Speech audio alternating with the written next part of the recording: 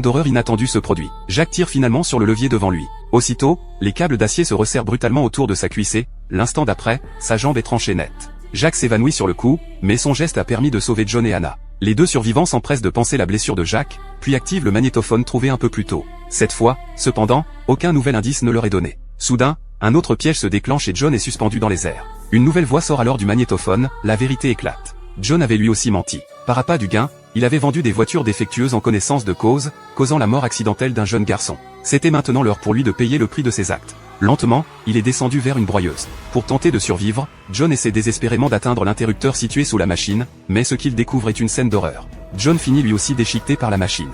Anna, quant à elle, sait qu'elle porte une faute encore plus lourde que celle de John.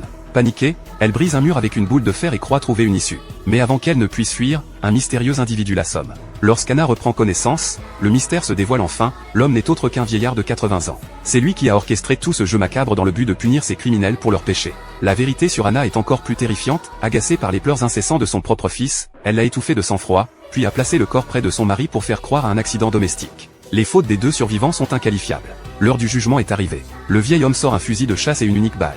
Il leur annonce que cette balle est leur clé vers la liberté. Il place alors l'arme entre eux, leur laissant comprendre qu'un seul pourra survivre.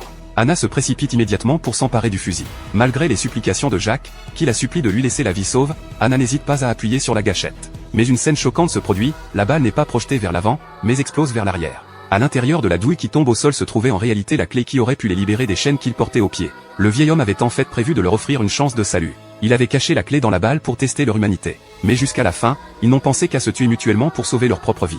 Les deux clés sont désormais irrémédiablement détruites. Jacques meurt finalement dans l'entrepôt,